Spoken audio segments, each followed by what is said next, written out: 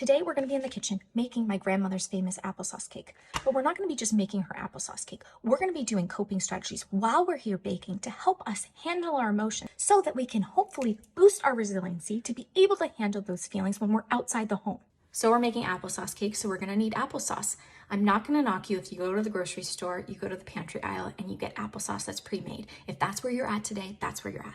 But for the effectiveness of our activity today, I want you to buy whole apples because we're going to be peeling these damn things. Because when we're peeling apples, that's all we can be doing with our hands. And that's going to be what's really helping us decrease that anxiety, decreasing that inner critical thought that tells us we should be doing more. And I also want to remind you that it's okay if this apple has some brown spots. You can keep it because just like this apple, we aren't perfect. So yeah, I'm here peeling this apple. And when I'm done, stick them on the stove with some water until they get mushy. And then I'm gonna have delicious applesauce. That's it. It's simple. And congrats, you finished your first mindfulness activity. I've taken my applesauce off of the stove and I'm letting it cool outside. I also have all of my ingredients out in front of me and I'm gonna be adding them into the mixer before I bring the applesauce in and put it in as well.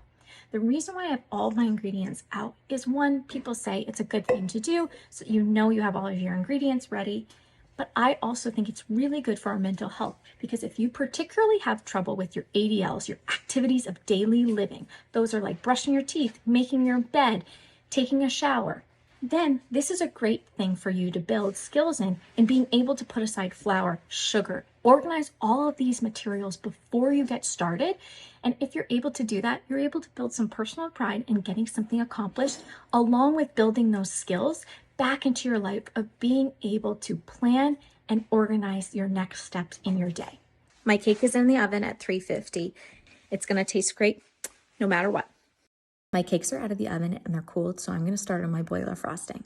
A boiler frosting is simply a frosting you do on the stove and you pour it over the center of your cake and it cools rather quickly, meaning within a few seconds. Oftentimes when I'm making this frosting, I forget to breathe because I'm moving so quickly. And this is a good reminder for us to practice our breathing skills that even though we might be moving at a fast pace, we can handle hard things. We can handle moving through a hard process. And the cake is still going to be delicious even if we mess up the frosting the first few times.